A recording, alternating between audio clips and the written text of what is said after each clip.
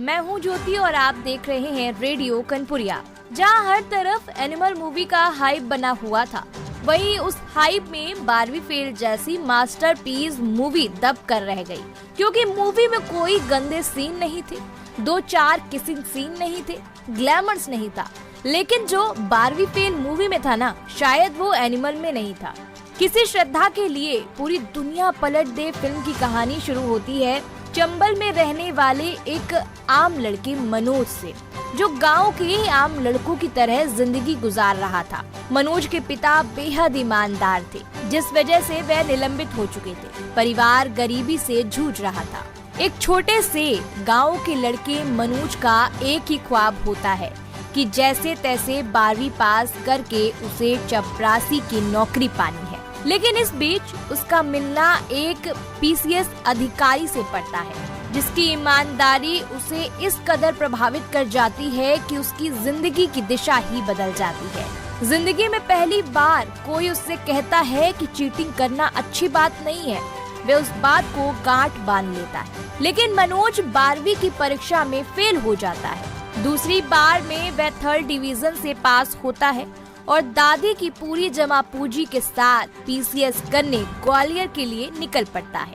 लेकिन मनोज की जिंदगी उसकी परीक्षा लेने की ठान चुकी थी और उसका ये सफर बेहद कठिन होता चला जाता है और वह दिल्ली आ जाता है, जहां वो संघ लोक सेवा आयोग की तैयारी करता है। लेकिन क्या वह अपने अधिकारी बनने की ख्वाब को पूरा कर पाएगा या जिंदगी के आगे हार जाएगा? ये फिल्म इसी प्रश्न का उत्तर देती है। मनोज शर्मा की वास्तविक जीवन पर आधारित इस फिल्म को आज के युवा वर्ग को तो 4-5 बार तो देखना ही चाहिए कि कैसे 12वीं की परीक्षा में चीटिंग ना होने से एक लड़का 12वीं में फेल होता है, और फिर कैसे मध्य प्रदेश के चंबल से एक लड़का डीएसपी बनने का सपना लिए निकलता है, जिसे बस इतना मालूम होता है कि उसे डीएसपी बनने के लिए पीसीएस की तैयारी करनी पड़ती है। और जब उसे ये पता चलता है कि डीएसपी से भी बड़ा कोई पद होता है जिसे पाने के लिए परीक्षा पास करनी होती है, तो वह खाली हाथ अपने अड़ियल सोच के साथ निकल पड़ता है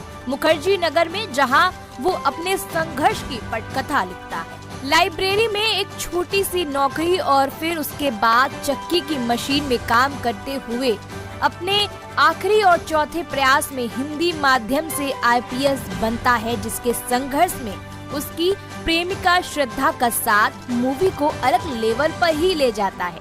मूवी के एक सीन में जब श्रद्धा कहती है, तुम कहते थे ना मनोज कि अगर मैं आई लव यू बोल दूं तो मेरे लिए तुम दुनिया पलट दोगे, तो मनोज जाओ अब पलट दो दुनिया। या फिर इंटरव्यू से पहले का वो सीन जब श्रद्धा के पत्र को मनोज पढ़ता है, जिसमें लिखा होता है, मनोज तुम चाहे आईपीएस ऑफिसर बनो या चक्की में काम करो, मैं सारी जिंदगी तुम्हारे साथ रहूंगी। खैर, फिर रिजल्ट आने से पहले की वो म्यूजिक बैकग्राउंड के साथ चल रही अटल बिहारी वाजपेयी जी की पंक्तियाँ, टूटे हुए की सुने कौन, सिसकी अंतर को चीर व्यथा, पलकों पर ठिठकी आंसू ना बहाऊंगा, सिर्फ मुस्कुराऊंगा, कह देना भाग्य से मैं कल लौट आऊंगा। ये थी एक ऐसे युवा की कहानी जिसे आपको भी जाननी चाहिए और ये मूवी देखनी चाहिए अगर आप जीवन में कुछ बदलाव चाहते हैं। जल्दी से अब आप इस मूवी को देखिए और हमें कमेंट बॉक्स में जरूर बताइए कि मूवी आपको कैसी लगी। वीडियो को लाइक कर दीजिए, सब्सक्राइब कर दीजिए, ताकि आप ऐसी जानकारी आप मिस ना कर दें।